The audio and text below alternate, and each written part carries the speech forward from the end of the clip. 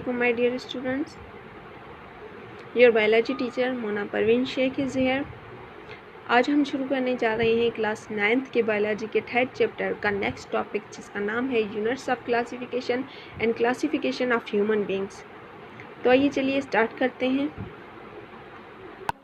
हमारे पास जो यूनिट्स होते हैं क्लासिफिकेशन के वो 7 होते हैं. फर्स्ट होता है हमारे पास स्पीशीज़. स्पीशीज़ क्या होती है? हमारे पास ऐसे जानदार होते हैं जो आपस में इंटरब्रीडिंग कर सकते हों और टू प्रोड्यूस फर्टाइल ऑफस्प्रिंग, पैदा कर सकते हों अपने ऑफस्प्रिंग और अपनी नस्ल को आगे चला सकते हों, उसको हम स्पीशीज़ कहते हैं. सेकंड हमारे पास जीनस. जीनस क्या होती है? हमारे पास स्पीशीज़ के जो सिमिलर ग्रुप्स होते हैं, मीन्स कि अगर हम मुख्तलिफ़ किस्म की स्पीशीज़ एक साथ रख लें जिनके करेक्टर आपस में मैच होते हैं, उनका ग्रुप बनाया जाए एक, तो उसको हम जीनस कहेंगे. थर्ड हमारे पास फैमिली. सेम इसी तरह से जैसे स्पीशीज़ के हमने सिमिलर ग्रुप बनाए थे, इसी तरह जीनस के सिमिलर ग्रुप बनाएं तो वो फैमिली कहलाएंगे. और इसी तरह से हम फैमिली के सिमिलर ग्रुप बनाएं तो वो हमारे पास ऑर्डर कहलाएंगे. और ऑर्डर के सिमिलर ग्रुप हमारे पास क्लास कहलाएंगे. ठीक. और इसी तरह से क्लास के सिमिलर ग्रुप हमारे पास फाइलम कहलाएंगे. सिमिलर फाइलम के ग्रुप हमारे पास किंगडम कहलाएंगे. आप डायग्राम में भी दिखाई दे रहा है कि किस तरह से ये सीक्वेंस चल रहा है.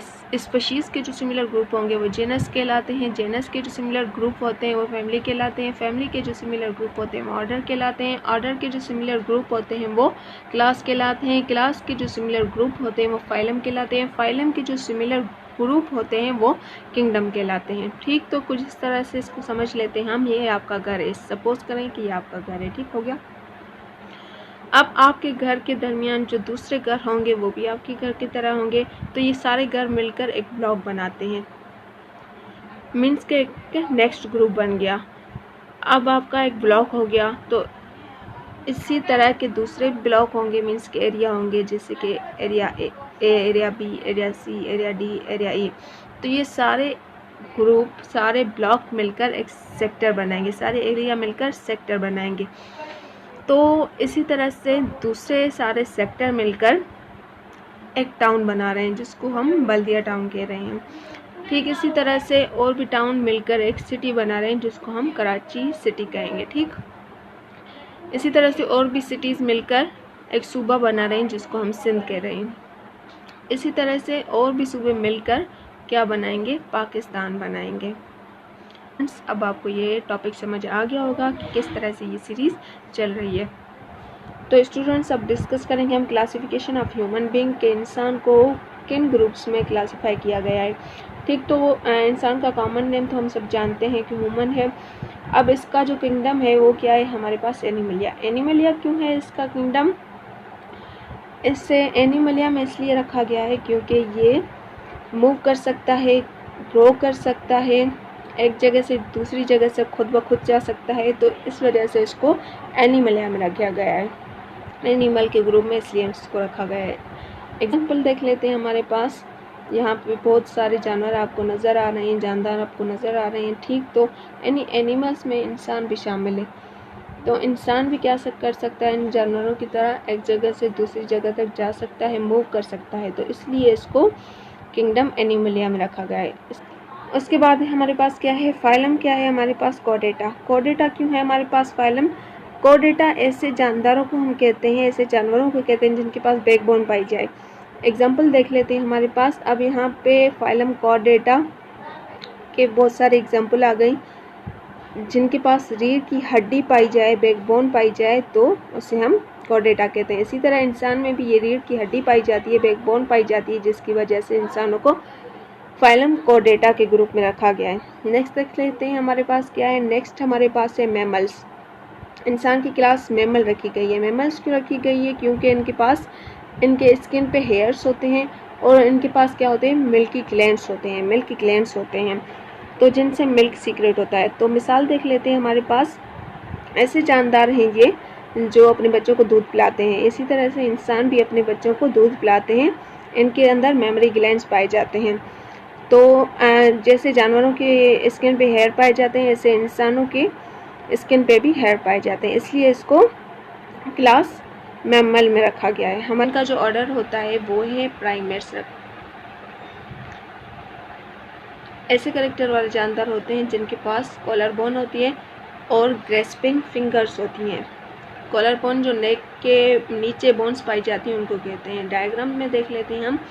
ये हमारे पास प्राइमेट्स, ये जो नज़र आ रही है आपको, शोल्डर के पास बोन होती है, हमारे पास 2 होती हैं। हमारे पास कॉलर बोन्स नेक के नीचे, जिसकी वजह से उसको प्राइमेट ग्रुप में रखा गया है। और दूसरा करेक्टर क्या है इसका, फिंगर्स।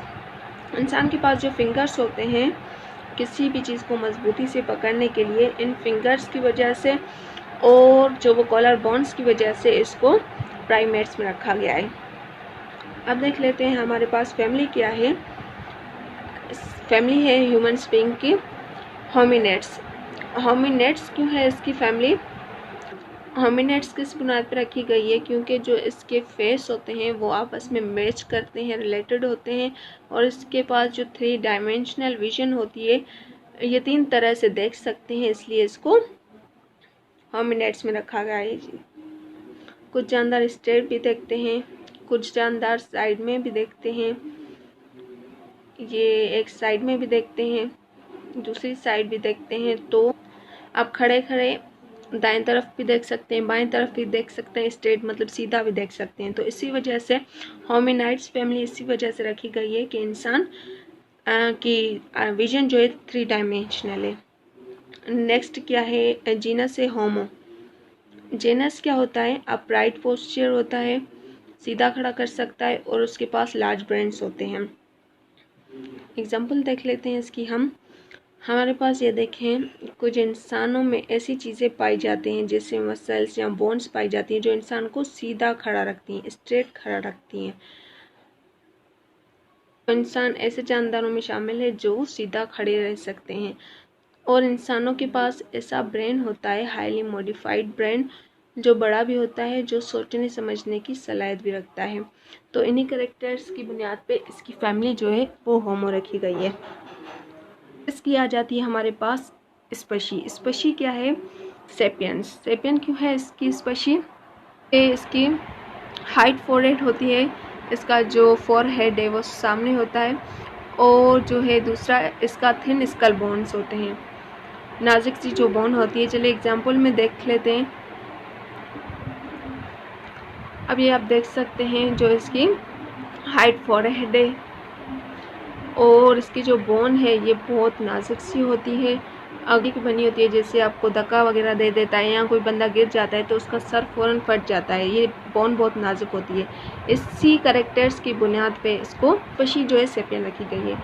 अब इसकी जो साइंटिफिक नेम है, जैसे हमने बायोनॉर्मल नोमेनक्लेचर के अंदर पढ़ा था कि जेनस और स्पशी को कंबाइन करके प्लस करके इसका नाम होमो मतलब जेनस आ गया, सेपियंस इसकी स्पशी आ गई। तो इन दोनों को कंबाइन करके हम इसका साइंटिफिक नेम बनाते हैं जो कि होमो सेपियन हो गया।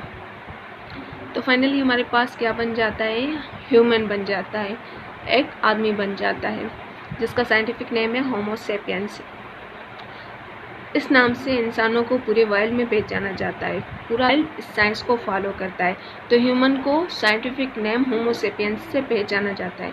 तो यहाँ तक हमने डिस्कस किया classification of man and units of classification. Students आपको समझ आ गया होगा। क्लास में हम मिलेंगे, तब तक के लिए अल्लाह हाफिज़।